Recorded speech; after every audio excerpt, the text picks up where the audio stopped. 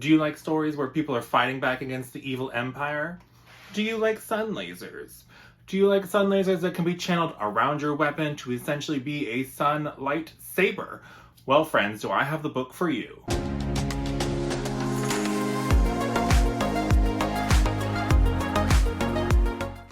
Hi guys, welcome back, bienvenue and all that jazz. It's time to talk about some books. Or specifically today we're talking about A King's Radiance, a brand new self-pub author available now pretty much anywhere self-pub books are sold, I would assume. Like Amazon and that kind of stuff. It's by a debut author, L.R. Schultz. And so without further ado, let's just kind of jump into general thoughts, feelings, vibes. How did I like this story? So this story is very much that cast of characters fighting back against the evil empire with a pretty cool sun-based magic system, and it gets used all the time, so that's always fun because if you like stories where the magic system is kind of more prevalent, this is definitely one of those for you. And this book was just a very fun time, very fast-paced, very exciting. There were high stakes. There were glimpses into deeper lore that will definitely affect future books in the series. It was just a great time. And the last 30% was basically just an epic battle sequence that was just super awesome and fun to watch. Or I mean, fun to read with, you know what I mean. But it was just a great old time. So especially considering this is a debut and how much fun I had while reading it, I would give this book 4.5 out of 5 stars total. I'll go a little bit more into kind of the gist of the setup in the part of this review where I talk about the plot in a very non-spoilery way. So let's just jump into the individual parts of my review. First up, we have the world building and the magic. So the world building is very well done. We definitely get all the information that we need to understand about this world. In this world, there are 6 different kingdoms that are united underneath this ruler known as the King Radiant. And this King Radiant is able to channel the magic in a much stronger way than most others. The magic in this book is based around the sun and absorbing the sun's energy. So basically during the day, the magic wielders can absorb sunlight through the sun hitting their skin, and they can then store that inside their bodies and channel it whenever they need it later on, and it's called shine. When they do this channeling, they can channel it as basically sun laser beams. They can make these little sun, almost like fireballs that they can throw. There are some aspects of the magic that feel very a la Avatar: The Last Airbender, where they'll do movements behind their back to start summoning and then throw things, and it's just a good time. They can also channel their shine around their weapon and make this barrier of sunlight that can burn its way through things, very much like an lightsaber. And certain individuals can channel the shine in a different way, and they can basically use it to exert their will on others. And that's specifically the King Radiant in particular can do this, or people that are particularly strong seem to have this extra ability where they can channel their shine to control those around them and that kind of thing. So the world building is enough that you're excited. It definitely focuses in on these 6 kingdoms in particular underneath the King Radiant. We hear about discontent and potential rebellion from places across the sea, but we do not see them in this book.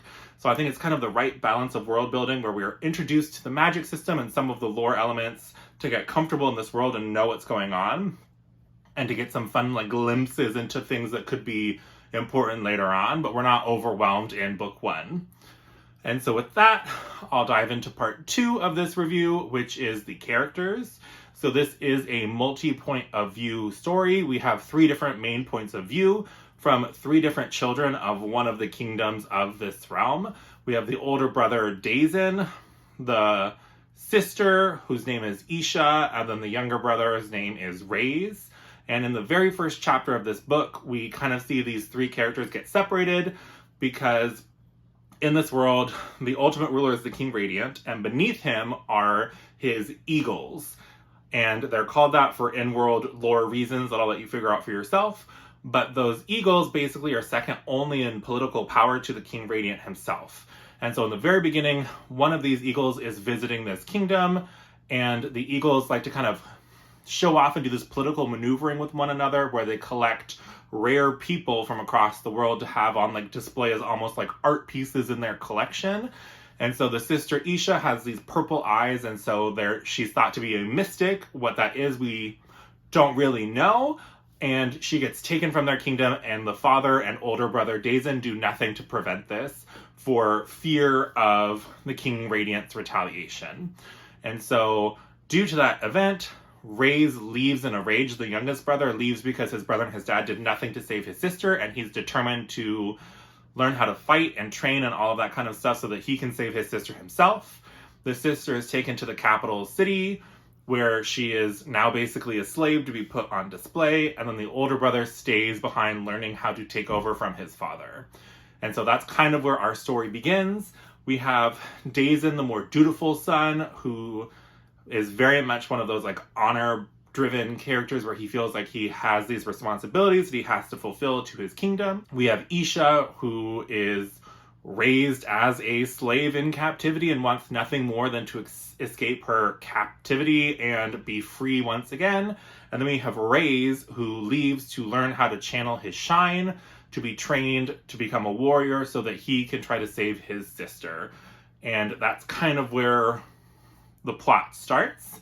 I would say that the characters do start, it's very much like that kind of coming of age type story in this first book in particular, where we see the event when everyone was a child, and then as they meet later on in the story, obviously there are issues from that precipitating event that I won't talk about because spoilers, but there are interesting family dynamics. None of the characters is particularly like morose or whiny for a very extended period of time, and it's just kind of a fun, fast-paced, you're bouncing between these different perspectives as they're trying to fulfill their different roles in the overall plot. And so with that, we'll jump into talking a little bit about the plot. So I've given you the main setup. So there are those 6 kingdoms that serve underneath the King Radiant. At one point in the past, before the events of this book take place, one of those kingdoms was an open rebellion.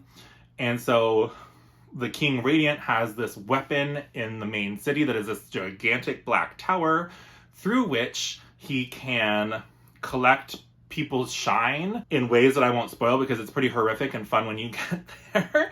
But he can take that combined shine and use it as a weapon. And so that kingdom that had rebelled has been wiped off the face of the earth. He shot it basically with his atomic sunbeam laser thing and wiped that kingdom off the face of the planet. So the other 5 kingdoms, while being very discontented with how things are and want to rebel, everybody is in constant fear of this super weapon that the King Radiant has at his beck and call, where if you irritate him too much, he'll just wipe your entire kingdom off the face of the map. And so the stakes are constantly high because it is kind of that rebellion story of trying to rise up against the King Radiant with this constant looming threat of this ridiculously powerful super weapon that at any moment he could wipe basically everything off the face of the map if he so cared to do so. It is incredibly fast-paced, lots of action, lots of fight sequences, lots of kind of political maneuvering, a little bit, not something as intense as like Game of Thrones, because it is much more on like the action spectrum. But if you're looking for something that's super fun, super fast-paced, has a cool sun-based magic system with sun lasers and interesting family dynamics, and not a lot of romance, there is like a potential romantic relationship that kind of happens, but it's such a subplot. Like, if you don't really like romance in your fantasy, then this is the book for you, because it is not like a centerpiece at all. The much bigger centerpiece is the family dynamics between these 3 siblings.